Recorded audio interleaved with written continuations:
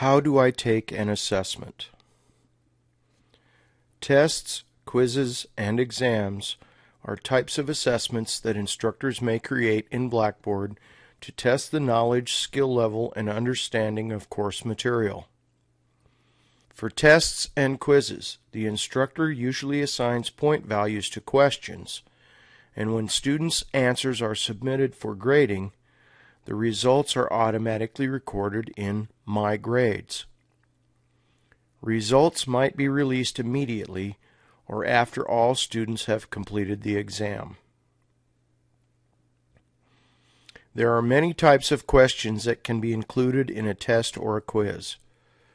Common question types that are auto-graded include multiple choice, true-false, matching, and fill in the blank.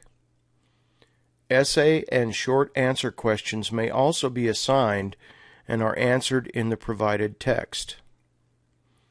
The instructor manually grades your answers to those questions. An assessment contains an icon that looks like a pencil with a bubble sheet behind it. You can start the assessment by clicking on the title of the assessment. When you click on the exam title, you want to be prepared to take the assessment. Your instructor will communicate the exam expectations prior to you clicking on the link. You should know the following before you start your exam. Is the exam book open? How long do I have to complete the exam?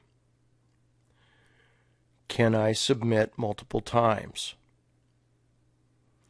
If you do not know this before starting your exam, ask your instructor. If you only have one attempt at the exam, you will only be able to see the exam once. If you close out of the exam accidentally, or if you lose your internet connection, no answers will be submitted to your instructor. Be prepared before starting your exam. When you are prepared to begin your assessment, click on the title. Here are some important items to notice before you click Begin. Number 1. The description of the test may be listed here. This section is optional and might not display. Number 2. If the test is timed, the amount of time you have to complete it will be listed here. Number 3. If the timer expires while you are working, your instructor will either allow you to continue working or the exam will automatically stop and submit where you are currently. Number 4. The assessment must be completed the first time it is launched if forced completion is enabled. You may not exit the assessment and continue working on it at a later date. If you leave the exam while the timer is running, you must resume and submit before the timer expires. Number 5. Most tests will only be able to be taken once. After you submit your exam, you may not re-enter the test to change your answers. If your instructor allows for multiple attempts, you will see how many attempts you have and be able to take the quiz multiple times. If multiple attempts is not listed, you only have one opportunity to take the exam. Number 6. The due date and time on the exam. You must finish the exam before the due date and time. Plan accordingly. Number 7. If you clicked the title of the exam by accident, click Cancel. Do not click the back button on your web browser. Number 8. Clicking Begin will start the timer in your attempt at the exam. After clicking Begin, you are in your assessment. Here are some important items to notice before you begin entering or selecting answers. Number 1. If the test is timed, the amount of time you have to complete it will be listed here. Number 2. Most tests will only be able to be taken once. After you submit your exam, you may not re-enter the test to change your answers. If your instructor allows for multiple attempts, you will see how many attempts you have and be able to take the quiz multiple times. Number 3. The assessment must be completed the first time it is launched if forced completion is enabled.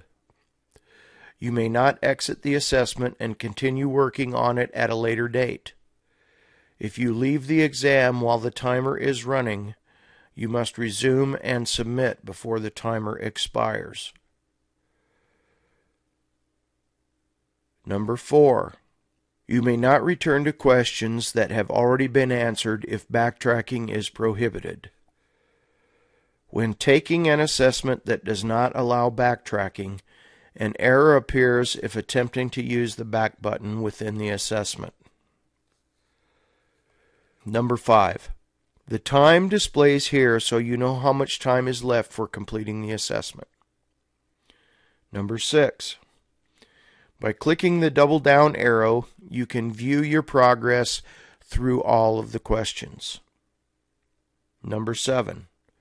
The question you are working on is displayed here. You may also see all of your questions at once. This is dependent upon the instructor's discretion. Number 8.